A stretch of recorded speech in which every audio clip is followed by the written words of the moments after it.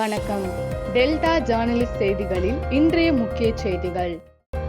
Africa கண்டம் இரண்டாக பிரிய தொடங்கியுள்ளதாக அறிவியலாளர்கள் தகவல்.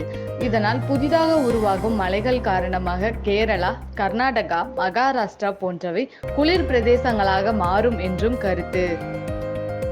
மேற்கு வங்கத்தில் மம்தா பானர்ஜி தலைமையிலான திரிணாமுல் காங்கிரஸ் அரசுக்கு பின்னடைவாக அரசு நிதியுதவி மற்றும் உதவி பெறும் பள்ளிகளுக்கான 2016 ஆள்சேர்ப்பு நடைமுறையை கோல்கட்டா உயர்நீதிமன்றம் ரத்து செய்துள்ளது.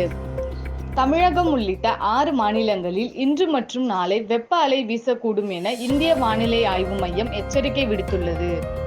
சூரத் தொகுதியில் காங்கிரஸ் வேட்பாளர் வேட்புமனு நிராகரிக்கப்பட்ட நிலையில் மற்ற வேட்பாளர்களும் வாபஸ் வாங்கிக் கொண்டதால் போட்டியின்றி தேர்வாகிறார் பாஜக வேட்பாளர் முகேஷ் தலால். கேண்டிடேட்ஸ் செஸ் தொடரில் சாம்பியன் பட்டம் வென்ற இளம் வீரர் என்ற சாதனையை படைத்த குகேஷுக்கு முதலமைச்சர் மு.க. ஸ்டாலின் வாழ்த்து.